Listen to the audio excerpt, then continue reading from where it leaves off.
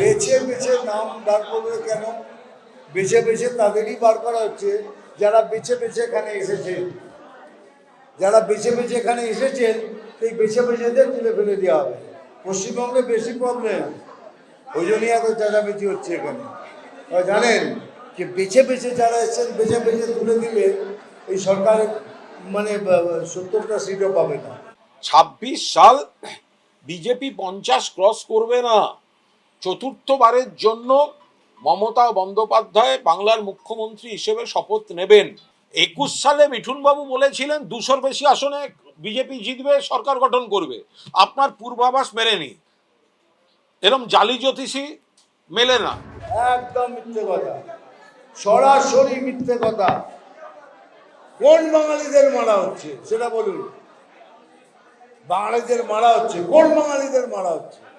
খালি খালি সমকাজ মানে ঝগড়া লাগিয়ে উস্কানি লাগিয়ে ব্যাস ভোটটা কোনো সময় পার হয়ে গিয়ে দিও। আমি বাঙালি, আমি এই পশ্চিমবাংলার ছেলে, এর থেকে বড় আর পরিচয় কি দেবো? ভিন রাজ্যে একের পর এক বাংলা বলা মানুষকে আটক করা হচ্ছে, অ্যারেস্ট করা হচ্ছে, হয়রান করা হচ্ছে। মিঠুন চক্রবর্তী দেখতে পাচ্ছেন না? নাকি তদন্ত থেকে বাঁচতে ওনার বাঙালিয়ানা সত্তাটা, শিরদাঁড়াটা বিজেপির কাছে বন্ধক দিয়েছেন? একটা বিশ্বাসঘাতক গদ্দার।